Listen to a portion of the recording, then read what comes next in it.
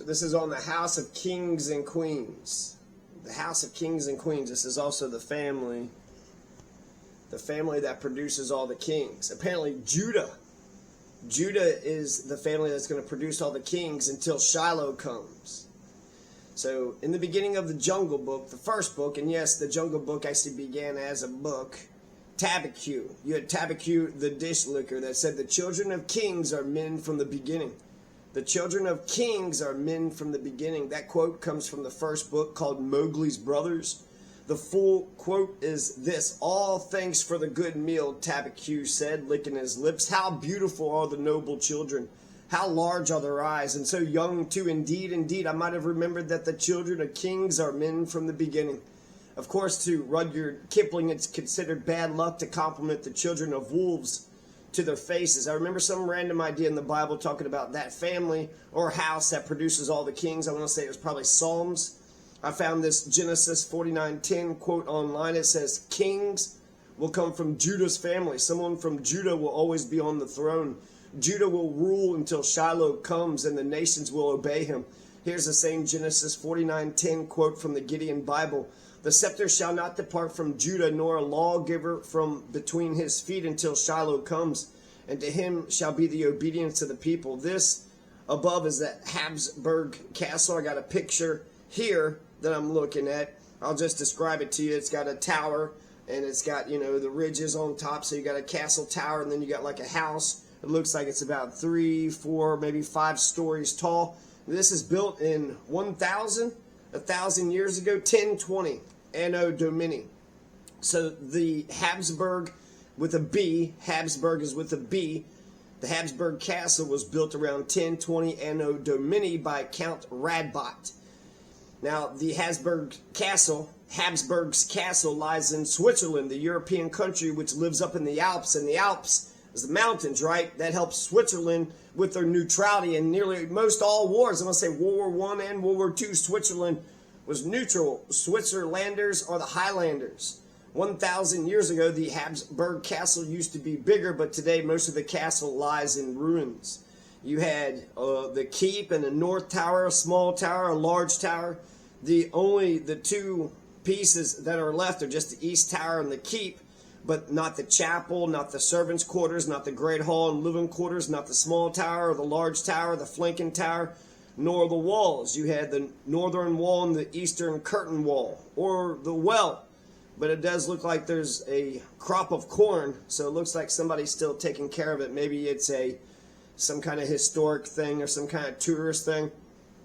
Count Radbot. So Count Radbot is going to build the Habsburg Castle, and then the name of Habsburg was not added to the noble title until Radbot's grandson, Otto II, added to his name. Otto II is going to add von Habsburg to his title, like Otto von Bismarck, Otto von Habsburg. So he used the name of the castle as part of his own name, and then that began the so-called House of Habsburg. Now Habsburg Castle's importance is going to diminish after Count Radbot's 7th generation descendant Rudolf moved the family's power base, their sphere of power, to Austria in 1276 Anno Domini. AD in 1437, you had Elizabeth of Luxembourg, the daughter of Emperor Sigismund, had married Duke Albert V of the Albertine line. The House of Habsburg became the ruler of Bohemia and Hungary, again expanding the family's political sphere of power. The next year, Duke Albert V was crowned King of the Romans, and then he was also called Albert II, which Albert V changed it to Albert II. I guess the king, you're Albert V in terms of, bloodlines, but he's Albert II in terms of being the second king that's named Albert. The throne of the Holy Roman Empire was continuously occupied by the Habsburgs from 1440 AD, Anno Domini, until their extinction in the male line in 1740. That's, that's exactly 300 years. And then afterwards, they continued as the Habsburg Lorraines. So the House of Lorraines and the House of Habsburg joined forces from 1765 until its dissolution in 1806. Which was Napoleon. Napoleon actually is going to wipe out the Holy Roman Empire. So that's 340 years of the House of Habsburg. One single family, one single dynasty ruled the Holy Roman Empire. That's not the only thing that they ran. It wasn't just the Holy Roman Empire that they ran. The House of Habsburg produced the kings of Bohemia and Hungary and Croatia and Slovenia. Where is Slovenia at? I don't know. Dalmatia. I guess that's where Dalmatians come from. Dalmatia. Spain, Portugal. They were kings of all these places. You know, they had counts and this and that, but they were the kings of Bohemia and Hungary and Croatia, Slavonia, Dalmatia, Spain, Portugal, Lombardy, Venetia, and then Galicia, Lodomeria, with their respective colonies. Several rulers of several principalities in the Low Countries in Italy. So again, the rulers, numerous bishoprics in the Holy Roman Empire. So the bishops actually were the warlords. And then in the 19th century, the emperors of Austria and of Austria-Hungary as well as one emperor of Mexico, Maximilian. Habsburg is spelled with a B, not a P. I was spelling it, both ways because it sounds better. Habsburg. Oh, that's the Habsburg, but no, Habsburg, which I wish it was with a P. But Habsburg, there's a lot of problems actually with the Habsburg family. But the main point, is that this is a political dynasty. And this is the family that produced all the kings and queens. And it came from one singular house, the Habsburg Castle. Habsburg with a B, okay? That's the right way. P is the wrong way. The Habsburg Castle is where it began, and that's Count Radbot. Then you had Otto II, who added von Habsburg to his title. And then you had Rudolf, who moved from Switzerland to Austria in 1276. So they became a dynasty, onto themselves. But it all came out of one house. And what's the point of that? Well, there's many points to that. If you're an aristocrat, you could be in a nice big castle and study all the things. Study fencing, horseback riding, the art of war. You could do debates. You could figure out all the science and technology. All the things that a king and queen is going to need to know to rule the lands, right? They could also learn how to rule over lands, right? Get in good with Papa or Mama, queen or king. And then they could get, direct advice from them. The castle wasn't particularly special in any significant way. Not really. I just think it's a big house so the princes could exist and be without the daily public scrutiny the townspeople would have to endure. Today, if you mow the lawn in town, well, your next door neighbor, why are you throwing your grass clippings over here? I remember in Louisville, I had just trimmed a tree. And then they got mad because they said that I trimmed the tree so I could see the dog and get pissed off that the dog always barking at me. I wasn't allowed to be in my own damn backyard. Every time I went in the backyard, their stupid barky, stupid ass dog would just bark at me nonstop. So it's like, you're not protecting shit here. All I'm doing is, basically tending to my house, tending to my yard. But I bet you if you have your own castle and you got your own acreage, then you could mow the damn grass and trim the damn tree without some asshole saying, hey, why are you doing that? Because it needs to get done. That's why I'm doing it. So to have that space, to have that room, I think that's why the kings and queens also, a lot of it's hereditary too. So the king has been, running shit. And since you would think the son knows what the king knows, or B, maybe the king steps down unless the prince stand up, and then the prince has the king around to get advice from. By having the room, by having the acreage, by having that castle, by having a big house, the princes and princesses could become who they were going to be. They could be the very best that they could be. While enjoying the strong castle walls for protection, they could study fencing and French and war and geography and debate, and anything and everything that future princes and princesses would need to know. I heard this one makeup of education system in Germany. Most of it was for the Volks people, the general people, and then some of it was for the people who run society, but the people that got the actual education was less than 1%. And the people that got the real education are, talking about all the things that need to be talked about, looking at the science, the technology, and they're debating, they're talking to each other, and they're arguing, debating, and they're pushing each other to be smarter. The literal house only existed in the beginning of the House of Habsburg, right? But then the political dynasty became known as the House of Habsburg without the castle itself. The castle was around, I don't know who's occupying it, but they're in Austria, so the original castle didn't matter, but the name carried on. Now I've heard of other houses, the House of Lancaster, I believe the House of Windsor is the king and queen of England today. There's other famous houses in history today, the War of the Roses. I want to say that's probably where the House of Lancaster, there's two houses that were fighting in the War of the Roses. And then a family name, such as the Kennedys, could also become the central component of a political dynasty as well. So the House of Habsburg was a family who produced all the kings. And why? Because they had that Habsburg castle to begin with. When they went to Austria, my guess is they probably were living in castles the whole time. And then once you get the power, then you hold on to the power and you never let it go. Even if you're old ass Genocide Joe, it doesn't matter. You keep the power, you hold the power until it all breaks. Like that kid that puts his hand inside the vase in order to get the candy or the money, and he didn't want to let go. If he would have just let go a little bit, then he could have, grabbed the stuff in the vase, but instead he wanted to grab the big handful and yanks it out of the vase, and then the vase breaks. Habsburg Castle illuminated at night, so today it still exists, and I don't know if it's a tourist destination or if there's, kings and queens still being produced out of it. It still stands today. It was built 1040 AD, 1020 AD, and so 1020, that's nearly 1,000 years, almost exactly 1,004 years ago. So they don't make them like that anymore, huh? You just have a damn, a trailer that's set up and then just a tornado, and then there goes that political dynasty.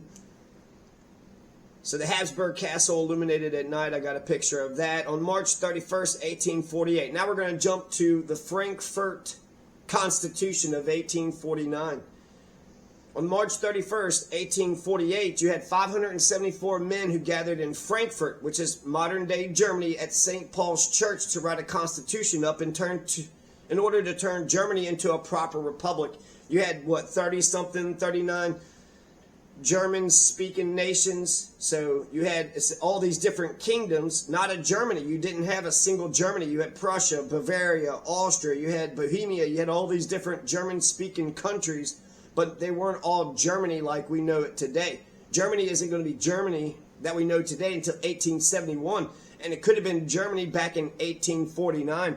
But you're going to have this Frederick William IV. He was the king of Prussia, and they're going to offer him the crown. They're going to create a constitutional monarch, and he's going to say, no, I don't want a crown from the gutter. You want me to get a crown from the gutter, from the people, from the crap people? And that's incredible, because I live in a republic, in a democracy, a democratic, a representative democracy is a republic, so you have to get the crown from the people. That's the only way anybody can become the mayor, the governor, the president.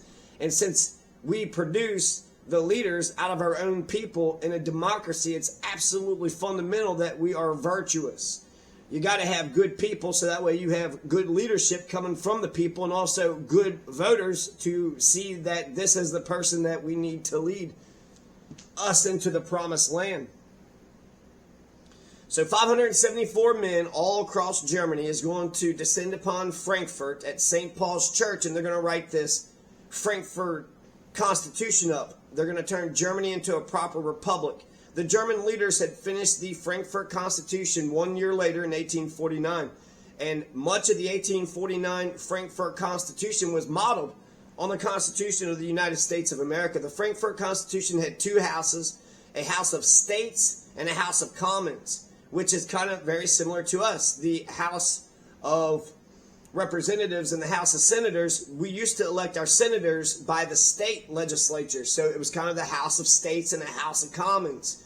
And then you have the House of Lords in England, right? And the House of Commons and the House of Lords. So it's the aristocrats, the wealthy folks, versus the House of Commons. That's the gutter people. That's the plebeians. That's just the the proletariat, the people like you and me, the working class. They also included a Bill of Rights, aka fundamental rights for all their citizens. A Bill of Rights. So they had it all. The Frankfurt Constitution of 1849 was in favor of universal suffrage. 1849, so women couldn't even vote, black folks couldn't vote, and yet in the Frankfurt Constitution, 1849, universal suffrage. There was also federalism. You had the states who had retained some power, then you had all of Germany that retained power, and every red, white, and blue American knows all about federalism to the marrow of our bones.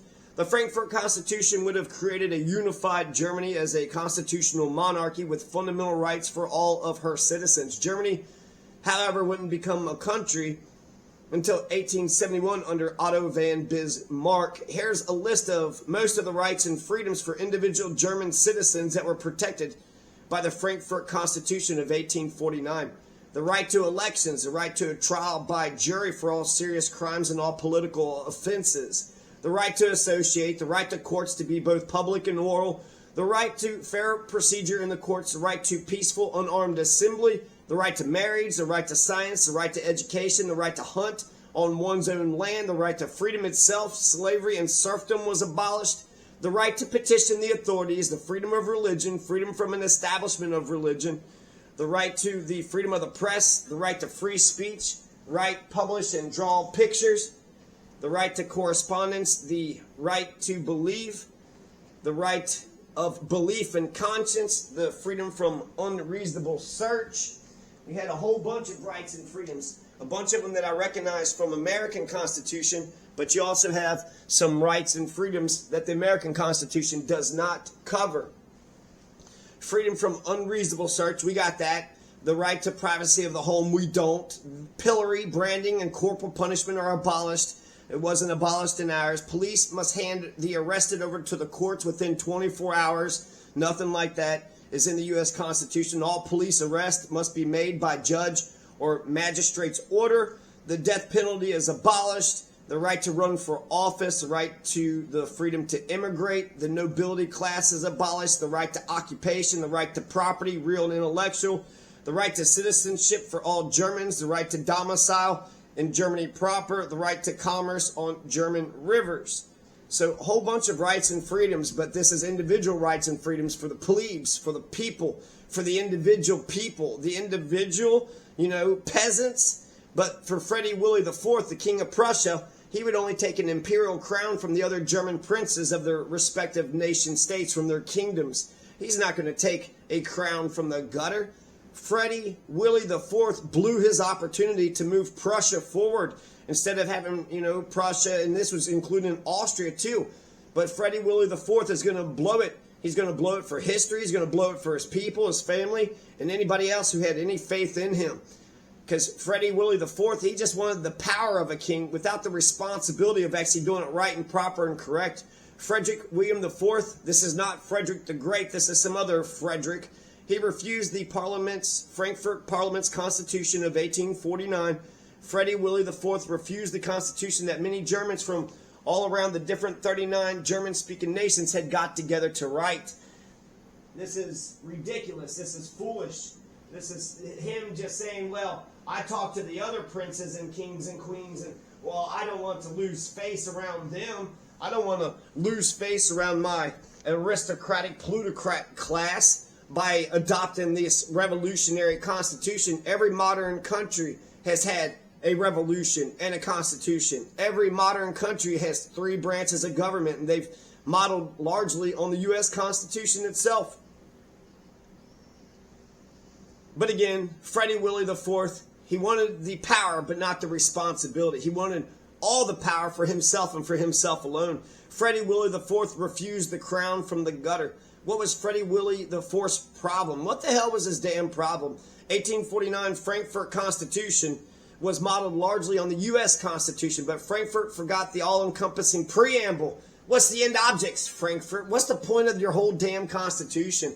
For Americans, we all know that we're here to form a more perfect union. We're here to establish justice and to protect the general welfare, domestic tranquility, to protect freedom, to provide for the common defense. Well, everybody knows in America the 6 end objects of the U.S. Constitution. I would almost I think that the preamble is the most important part to the Constitution. Hey, what do you think the point of America is? Well, the point of America is to give food to the wealthy. No, that's not it.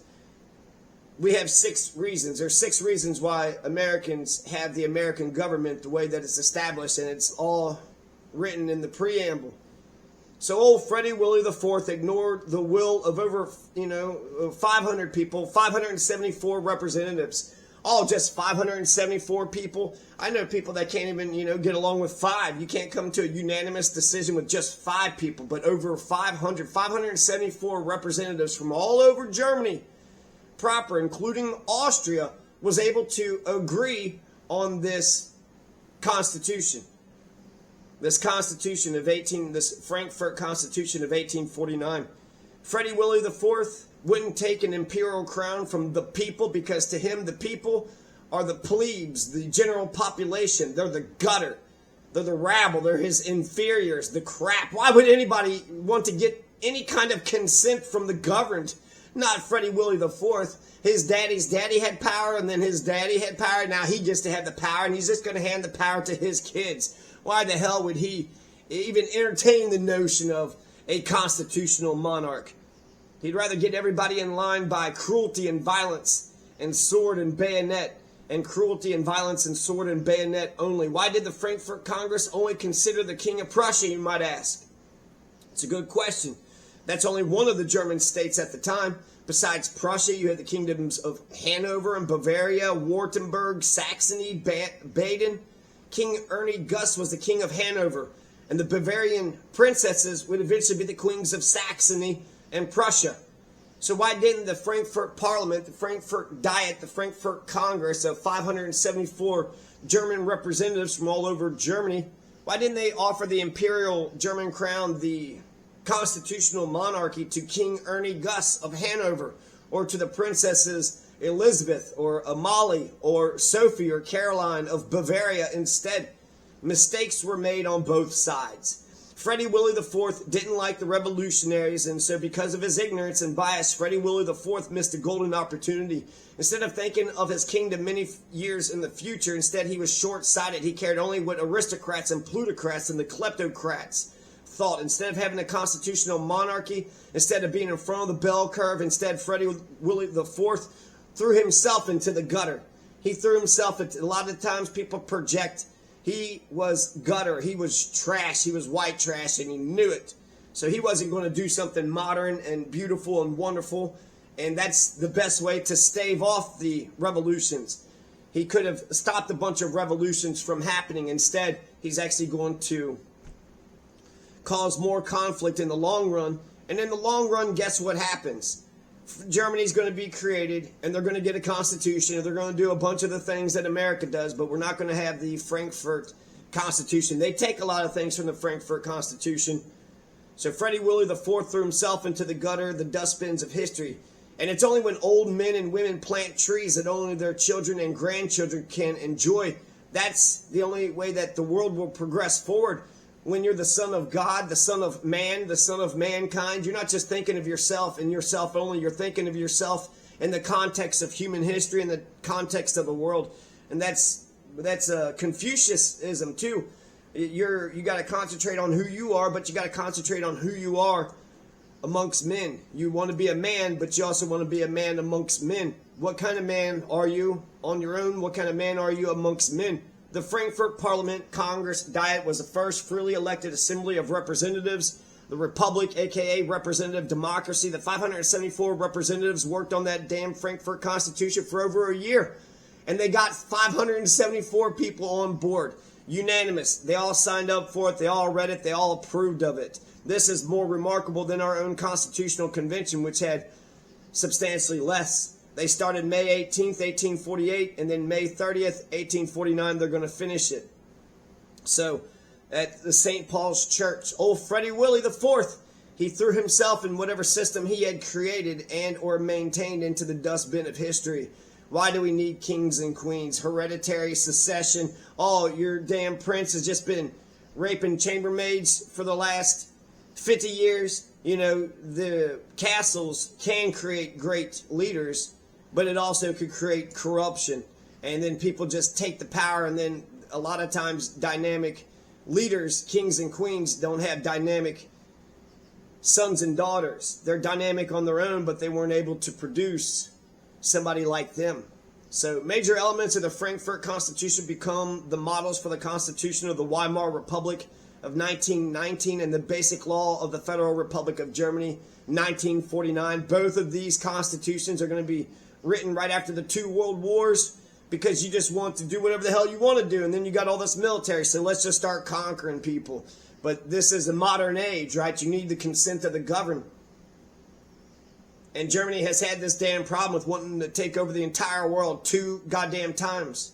People want to say that Western civilization has it right and they know what's going on, but the two biggest arguments against Western civilization, World War II and World War I. You about blew up the whole fucking world. If you know what civilization is, if you understand civilization and you're working on making sure that what's best, for the people, you don't just go around mass slaughtering people. So that's a big problem there with Western civilization, these world wars. And then you even had world wars before the American Revolution had happened. There was a French and Indian War and some other ones. At least that's according to Churchill. You had several world wars before the U.S. Constitution was even written. So a crown from the gutter. 574 intelligent statesmen had agreed on the terms of the document unanimously. How many families can't even agree? A family of 5, a family of 10, a family of 20. They can't even agree on, anything. They want to argue about what dishes. That one guy in Indiana stabbed his son because he wouldn't do the damn dishes. You think if they got together and wrote a constitution or a contract amongst each other, they would be able to agree on the terms? If you can't even argue about the damn dishes, you're not going to be able to figure out anything past that. One asshole stopped a good thing from happening. Freddie Willie IV stopped a good thing from happening. One selfish, low-life, criminal oppressor piece of shit stopped Germany from being formed. Germany will eventually get themselves a federale constitution with elections and a Bill of Rights and the 3 branches of government and all the glorious things that Americans know about and love about our Constitution and our nation. Freddie Willie IV, he missed his big chance. He missed his big chance. He would still be the king, but he would have a constitution. So he would have ruled over all of Germany. He would have had the imperial crown. And the only difference is he would have had a Congress, a diet, a parliament that occasionally he would have to listen to. If you read the document, they give the imperial crown a bunch of power. Like the power to declare war, the power to raise armies. But Freddie Willie IV he's too smart for us. Like Casey at the bat, he whiffed. He fucked it all up. He fucked it all up. Great going, Freddie Willie IV, you motherfucker, you. Now I got 3 little quotes. My mother would say to me, you can't eat beauty. Beauty doesn't feed you. This is Lupita Nyong'o from Reader's Digest, April 2017. Let's teach our daughters to not only be beautiful, but to also to be bold and silly and strong and confident and independent and brave and fierce. In a world so full of fake, be real. Redefine beauty. This is a meme that was found on x.com at American Indian 8. I gave up on being nice. This is Anna Kendrick. Anna Kendrick. If you're pretentious, right? I gave up on being nice. I started putting more value on other qualities: passion, bravery, intelligence, practicality, humor, patience, fairness, sensitivity. And those last 3 might seem like they're covered by nice: patience, fairness, sensitivity. But make no mistake, they are not. That's incredible. She's talking about virtues. She's got passion, and she's brave and intelligent, and she's practical. She has a sense of humor. She's patient, she's fair, and she's sensitive. But nice? Nah, she's putting nice off to the side. Well, the point of America is to be nice. No, it's not. It's to promote the general welfare. It's to protect freedom. It's to establish justice. And it's to perfect the union. We, the people of the United States, in order to form a more perfect union. Also, to provide for the common defense and to ensure domestic tranquility. So, we can learn a lot of things from that. If you're a family in America, then, you can create a family of kings. If you got a good house and you got land, you could study and you can help your family become the family of kings. You could be Judah, and then your family will rule forever until Shiloh comes. And then why are these two different quotes here? You know?